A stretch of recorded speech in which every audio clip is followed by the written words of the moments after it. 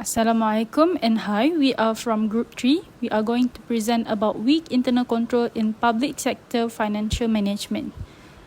Let's get started.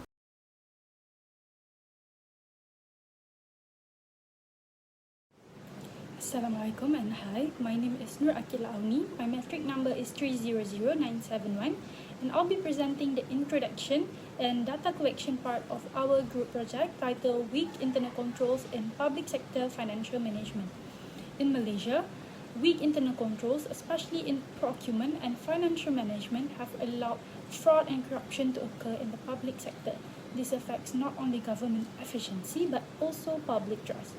Internal controls refer to the system and processes used to protect assets, ensure proper financial reporting, and prevent fraud. According to GAO and COSO, effective internal controls consist of 5 components: control environment, risk assessment, control activities, information and communication, and monitoring.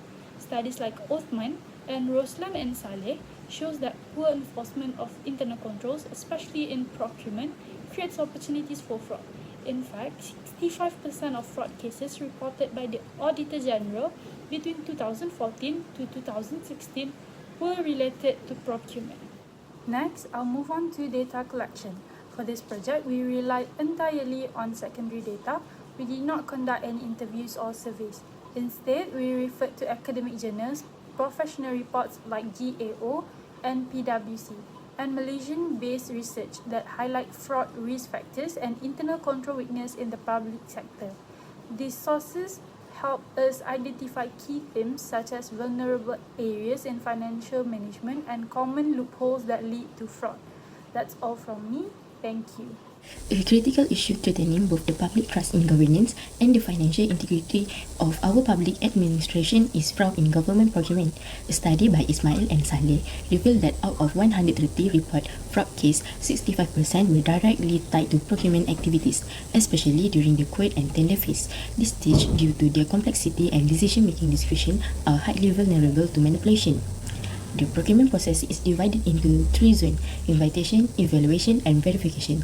What's worrying is that most fraud cases happen in Zone B and C, where approval and check take place, often involving senior officers from grade 41 and above.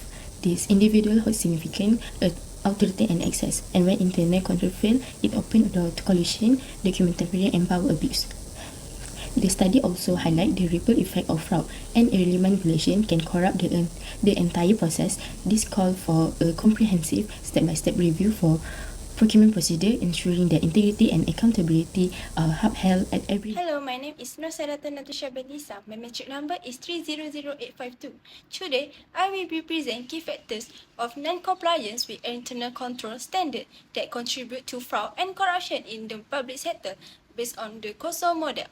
Firstly, internal control are poorly implemented. Why? Policy and procedure are in place. They are not effective enforced, particularly in procurement, creating opportunity for fraud to occur without consequences. Second, ineffective communication is common. Important information is either not shared properly or not acted upon, causing mismanagement. Third, political interface affect transparency. Pressure from political actual influence procurement decision. For weak enforcement or financial guidelines reduce accountability. Circular and procedure exist but are not strictly followed. Fifth, lack of accountability and oversight is evident. Senior officers often approve procurement with minimal review. 6. Lack of transparency in procurement, especially in evaluation, Zone B, and verification, Zone C, allows fraud to occur due to unclear procedure and weak check. In conclusion, weak internal control combined with external pressure create high risk for fraud and corruption. Stronger system and consistent enforcement are needed to ensure transparency and accountability. Now moving on to the other factors that contribute to fraud risk in government procurement outside of the COSO internal control framework. One major issue is the centralization of power. When too much decision-making authority is concentrated in one or two individuals, especially for contract approvals or supply selection, it weakens transparency and reduces accountability. This creates opportunities for abuse and manipulation. Another critical factor is the weak enforcement of procurement policies. Even though guidelines like Perkeliling Perbendaharaan exist, many agencies fail to enforce them consistently. This gap between policy and practice allows procedures to be bypassed without consequences, increasing fraud risks. The shortage of skilled human resource also plays a role. Understaffed departments or untrained personnel struggle to monitor processes effectively. Outdated system and a lack of integration further reduce transparency and the ability to detect irregularities. Lastly, organizational behavior matters. In agencies where unethical behavior is tolerated and whistleblowers' protection is lacking, staff are discouraged from reporting wrongdoing. Over time, this normalizes fraud and weakens internal resistance to corruption.